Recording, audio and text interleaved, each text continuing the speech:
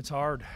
It's really hard to have your team compete and fight and continue to believe in each other the way this group has, and not crumble from within, and not have them rewarded for that effort. That's what bothers me the most. I thought we fought our tails off. We exerted a lot of energy the first half. It was arguably our best defensive half of the year against a team as talented as Villanova. They made a few adjustments and took advantage of some lineups we had on the floor at times the second half. But as I told the team, to beat a team like Villanova, you have to play hard like that, and then you can't miss free throws, and you can't have turnovers, and you can't miss blockouts. You have to be relatively perfect because they don't get shook. And to our guys' credit, we got behind there the second half and took their best shot and still kept fighting and gave ourselves a chance to tie it there at the end. So I don't know that I've been any more proud of my team as I am right now. I'd just like to see them be able to celebrate a little for all their efforts.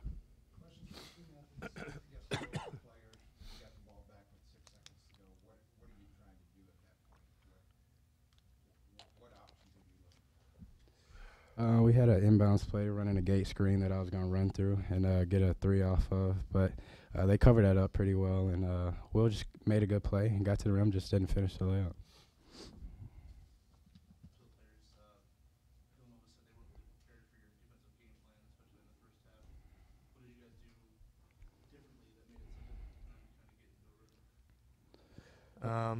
Well, I think what we did a good job was we had good energy on defense. I mean, guys were moving, guys were covering it up each other on help side, and guys were getting to the bucket.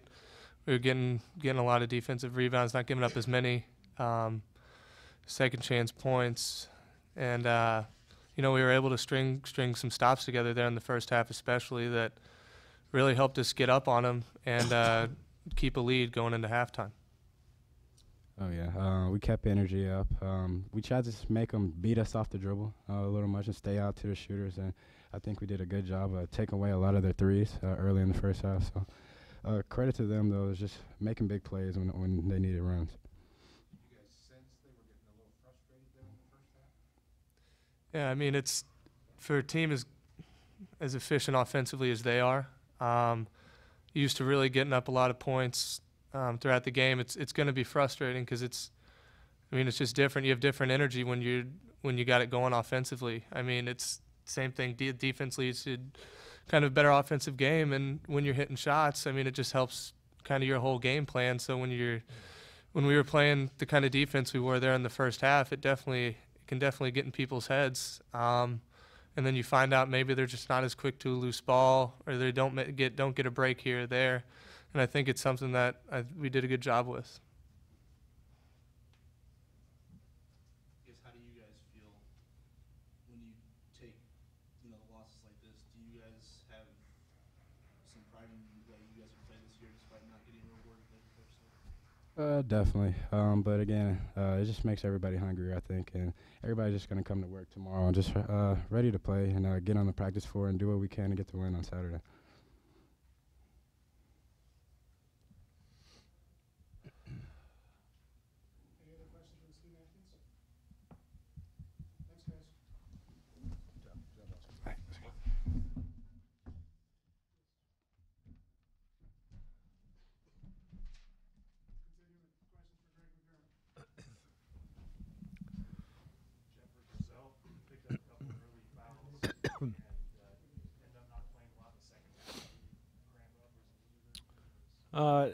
He's had trouble getting loose in the second half. A lot of games. I don't know if I think his feet tighten up a little bit at halftime, and he doesn't have the movement and activity that he does at the start of the game, and it's been a common occurrence if you look back the last 5 or 6 games.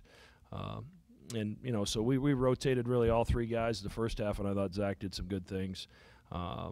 And Will was active trying to keep it out of the post. And then the second half, we went back with Zach, and then we went with Will, and I thought we made a pretty good run, and that's why we stayed with it.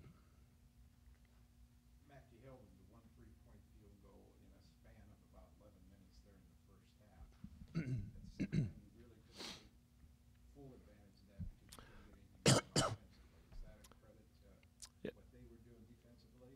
we were up 9 with 5.5 to go, I think, in the first half. So we had an opportunity to separate ourselves, and I think they got a lot of those back on the foul line.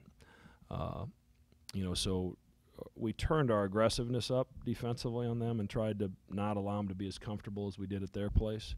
But by doing that, we got called for some hand checks, and both teams shot. This is the most free throws I would guess it has been shot in one of our games all year. I mean, there's 55 free throws between the two teams. That hasn't happened very often. But we had an opportunity there maybe for some separation, and certainly some of our foul trouble maybe contributed to that. I was pleased the way we hung on and the way we fought back there again the second half. Coach, did you think your defensive game plan was going to throw them off as much as it did, especially early? I mean, you don't know because they're so experienced, and they got guys that are so good with the basketball and make such good decisions.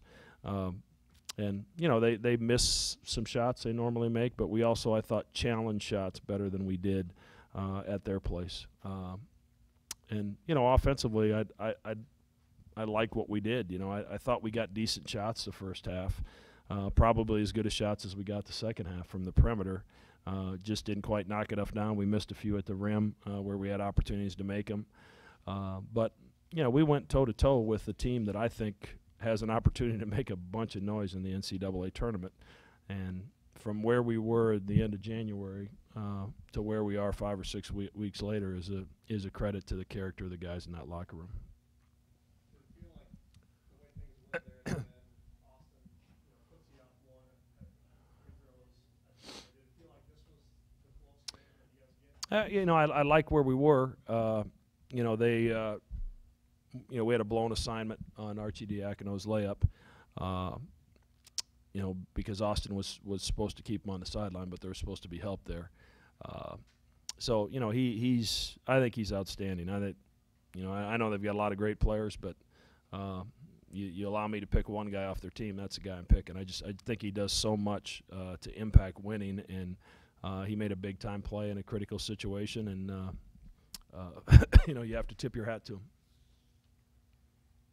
Coach, a lot of these games are won in the last 4 minutes of the first half, first 4 minutes of the second half. They came out down 1 after halftime, went up 8 with first 5 minutes. So what did they do to come out of the second half and kind of turn around 9 points right there? Well, we got 2 stops to start, and then I think there was a dunk and transition off a turnover, and then I think they scored 1, 2, 3. It looks like 2 3-point shots and a 3-point play as a result of offensive rebounds, all in the first 7 possessions of the half. So it goes back to what I said. If you're going to beat a team like that, you can't turn it over. And that we had a turnover on the sideline, and Ennis went down and dunked it. And then the offensive rebounds. I didn't think our blockouts were as physical to start the second half as they were to start the game. And they spread you out so much that they're coming running at something all the time because you're so spread out because of their ability to shoot it. But obviously that's been a problem of ours all year long. We went with the different starting lineup to match their small lineup because defensively they essentially had 4 guards in there, so we went with Avery instead of Toby, hoping that defensively we would be able to keep them in check, and we just weren't able to, at least for that first 6 or 7 minutes.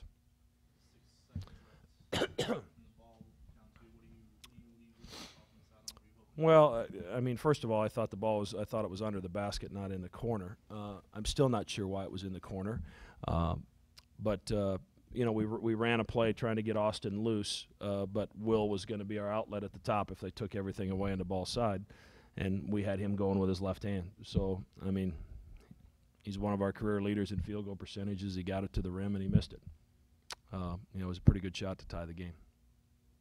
How do you keep everybody engaged? Just like we have before.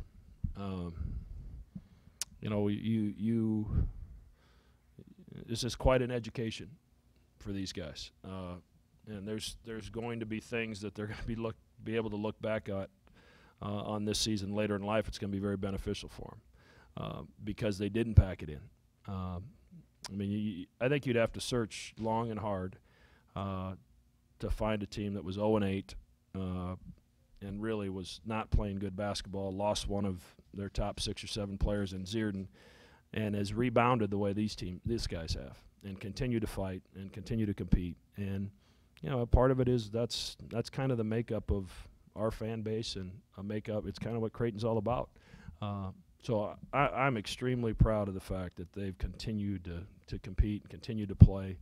And like I told them, you know, if we learned one thing, we've learned that, you know, that's potentially a team we're going to have to beat in New York City if we want to advance at some point, if we can get to that point. And we know we're not that far away if we do what we're supposed to do.